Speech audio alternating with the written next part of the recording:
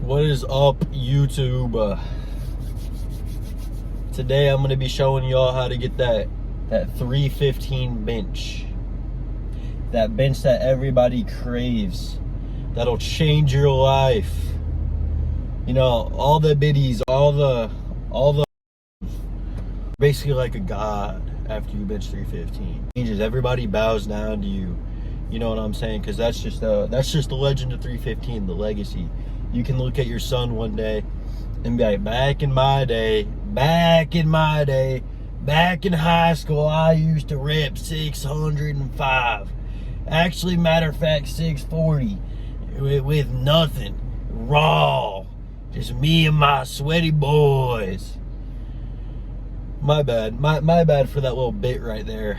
But yeah, I'm gonna be showing y'all how to bench 315 and just basically just going over form, going over what you need to do to grow that chest, to grow that strength, to get those double D's. Little gym aesthetic. What do you guys know about that? What do you guys know about that gym aesthetic?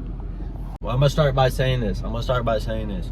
When I bench 315, you gotta be, I was close to 200 pounds, but mind you, I'm also 6'6'1". So you gotta be kind of hefty. Like, I'm not big. I do not think that I'm big. I really do not. I think I need to improve on so much.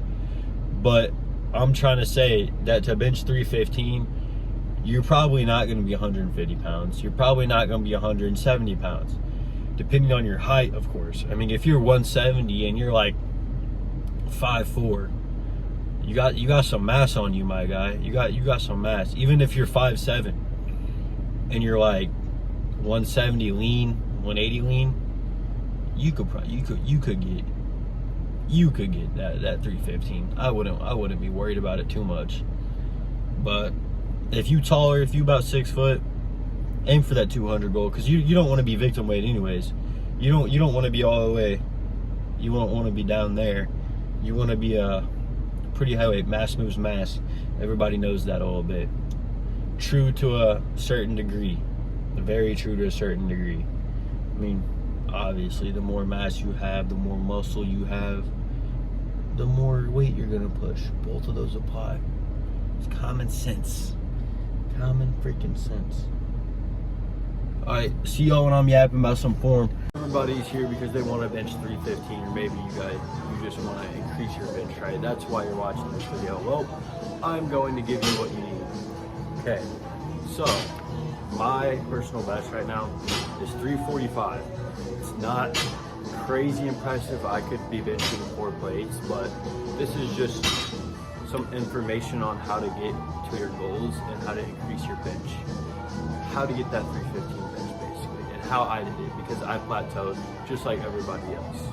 Already near the 315 bench, like say you're at 255 right now, or even 275. 275 would be a really good example to increase your bench by 30 pounds, just purely off of form, just purely off of tips. Sorry to cut myself off, but this is around October. This is when I hit 315, and using this method, I am able to put on 30 pounds on bench in 2 months. And being an advanced lifter, not calling myself big, but just it is kind of hard to put on strength at this point in my career. And this is what really helped me get. This is 345 in this clip. I'm gonna let this play out and then tell you guys about the method and my choice on how to put on strength.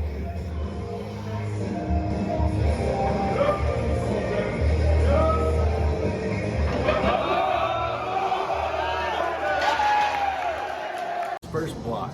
Okay, we're gonna section this off into blocks. One big block, a second big block, and a third smaller block, maybe consisting of only 2 or 3 weeks out of a 10-week process, for my example at least. Those first 3 weeks, that first block, you are going to bump up the frequency of your benching, and you are gonna lower the rep range, okay? And you're also gonna go to moderate to easy weight, and you're gonna moderate intensity. You're gonna get down to form, you're gonna get down to everything you need to increase your bench. And I will go over those tips later in this video. The second block, this is when you're gonna put in peak, basically your peak. This is when you're gonna be peaking. You're gonna be doing the hardest workouts that you can.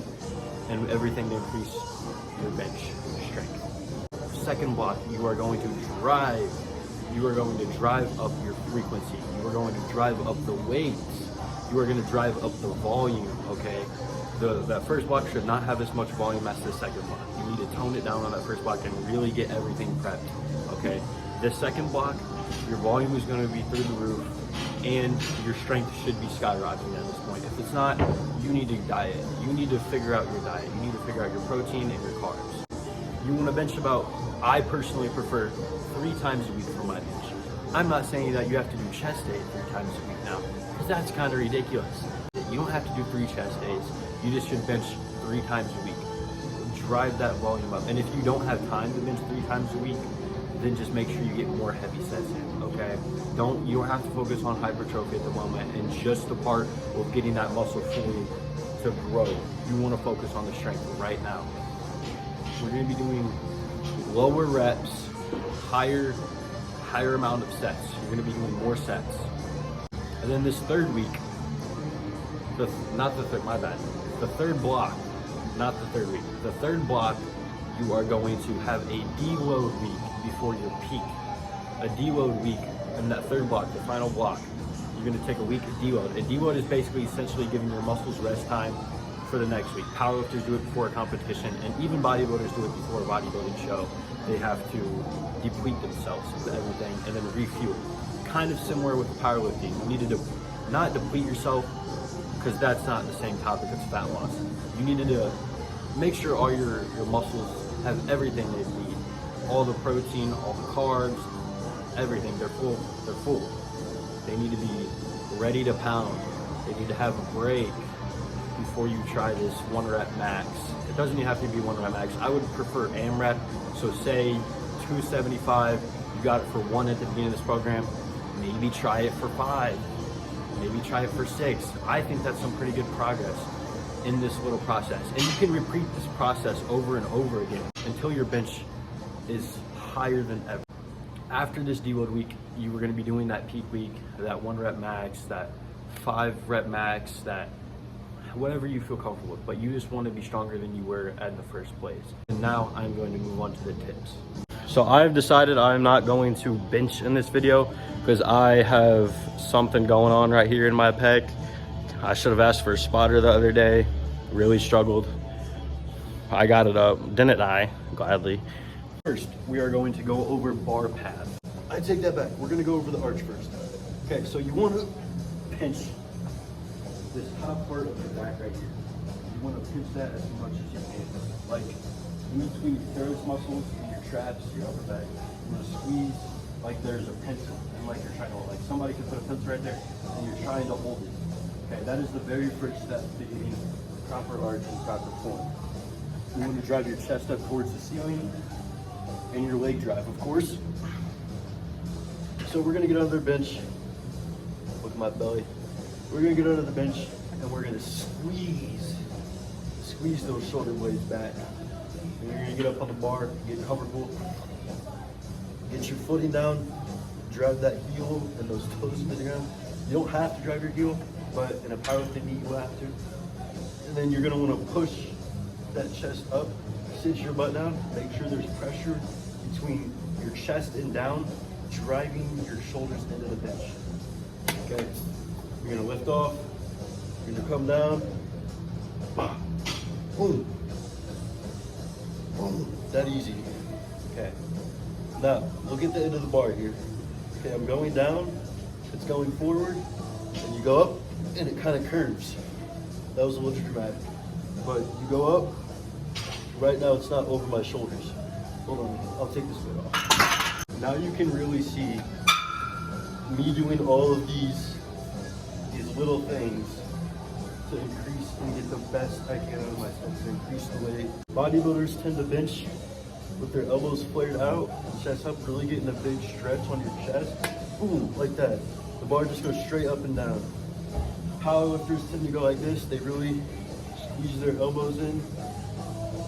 It's really dramatic, your elbows in.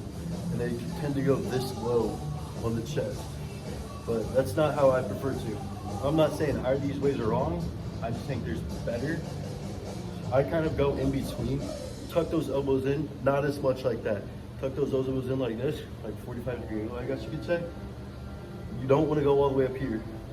I like to go right below the nipples, and I forget the name of this part here, but you get the premise. And then your bar path isn't going to go straight up. It's not. Look at the end of the bar. It's not going straight up and down like this. It's going to go have a curve to it at the top. Like say I'm doing like a heavy set.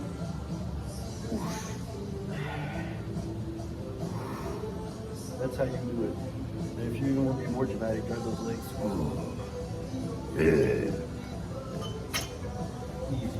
Bar path. It's gonna have a curve towards the top, and it's gonna end up over your shoulders. You start down here, it's gonna end up over your shoulders. It's not gonna stay over your shoulders the whole time, and it's not gonna stay down here the whole time. That's not how a bench works. So our second tip will be using your gear effectively. You want to use your wrist wraps effectively. When you use wrist wraps, you don't just go around right here and stay right there. You come up from the top, or at least I like to come up from the top right here, the top of your hand. You see how it's not down here, it's up here, and then you come over, you push down. So it goes down your whole hand. Starts up here and will end at the lower part of your wrist. Make sure that is really tight. And the reason that we do this, if I'm benching, I can move my wrist. Right here, I can't move my wrist. I want that bar to go not in the back of my hand, because then it is not directly under the force that is coming through. I want it to be directly over my palm, straight through my forearm, like a straight bar path and just force path to get a grip on that bar. If it's back here, it's not good. It's not good. You can hurt your wrist. You can get injured. It's just make sure that's over. I kind of use death grip. Like I hold the bar like this. You can just grab, like I would not recommend using death grip and grabbing the bar like this. It is not safe unless you have a good spotter at hand. You want to use wrist wraps and elbow sleeves a lot, because they can get the most out of your set that you can get. And they can just help you get that little boost, maybe 5-10 pounds of weight and just tension on your. You don't want to go to failure for every set for powerlifting and just to increase your reps, because you don't really need to. There's been several studies on that.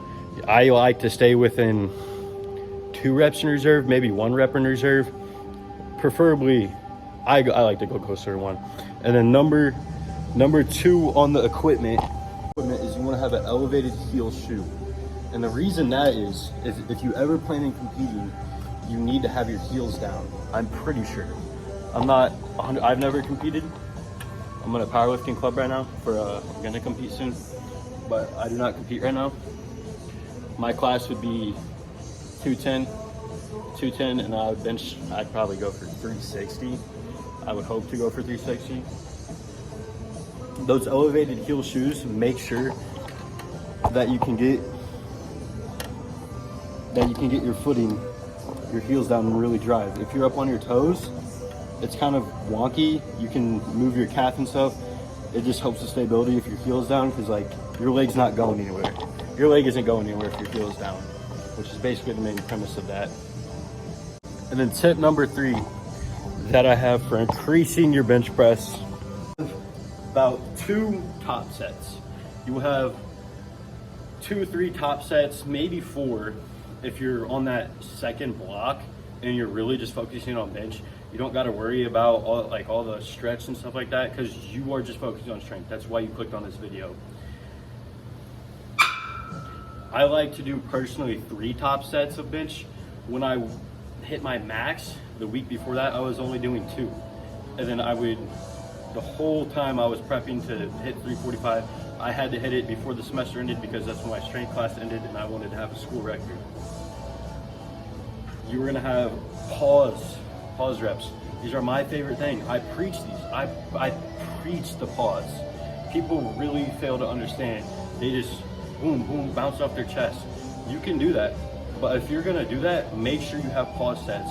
It just really makes sure in that bottom part of the movement you are explosive as you can be. Because if you're just bouncing off your chest, you go to a powerlifting meet, it's not gonna fly.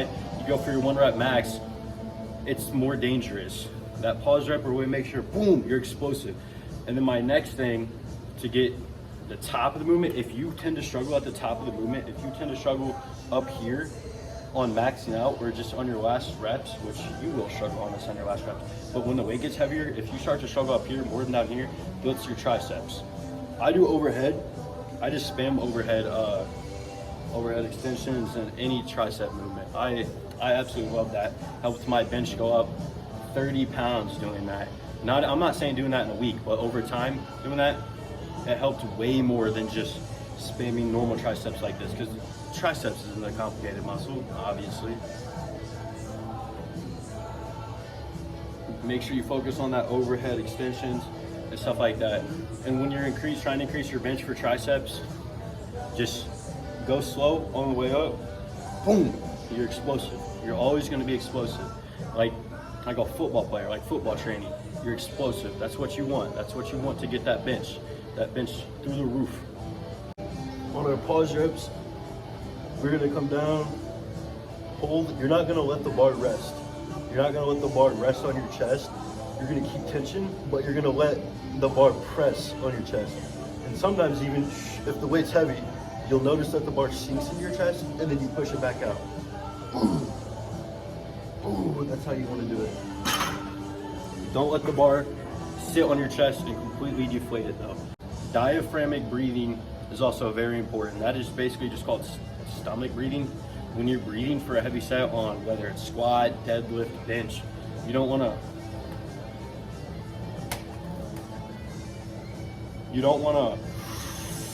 inhale with your chest and then hold it like that. You want to put your hands on your stomach, belly breathe, push with your stomach out. It's called diaphragmatic breathing. You want to push this out as much as you can and make sure that's secure. What that does is that creates pressure. Since you don't have ribs, right? You don't have ribs in your lower belly and you don't have any support going from your spine to your belly button right here. You have no support. So you want to make support with all of the muscles surrounding that. But when you're breathing in with your chest, when you're chest breathing, it's not as tight as if you put air in there and hold it like a can of soda. Think about it like a can of soda. It's compressed. That's how you want your stomach, your spine from here to here to be. You want this to be a whole compressed area. Tip number 5. I will always say you can dumbbell press and still grow your bench. Obviously doing bench is going to be the best for it because you get used to the movement. As of any movement, you're going to get used to it. But when you're dumbbell pressing, like right now, I benched, my max was 345, right? I've said that several times in this video. I was pressing 110s. I'm not sure if that's a lot. When I was dumbbell pressing 65s for about 12 with good form, that's around when I hit 225, I think. And then 85s, when I was doing 85s, 90s, I hit about 275. And then I didn't dumbbell press for a while. But you have free range of motion. Your elbow can be here, here, here, comfortably on dumbbell press because you're not in a fixed position. With the barbell, you're in a fixed position across right here. Your hands are at least. You try to bend the bar, obviously. I don't know if I mentioned that. You should bend the bar when you're benching, or think about you're bending the bar in. That's why your elbows curve in. You can do that with dumbbells too. Dumbbells are really gonna help your bench, but overall, they're gonna be more safe and they're gonna do more for you than bench. I'm not saying they're gonna get you stronger for bench or as strong as benching for bench would, but overall, they are going to help significantly, and that is what we're looking for. But that is the summary of this video. Make sure you're using your gear, make sure you have the right shoe equipment, make sure you have the proper bar path, make sure you're bending the bar, and then make sure, just overall, make sure you get your pause reps in. I'll see y'all later, man.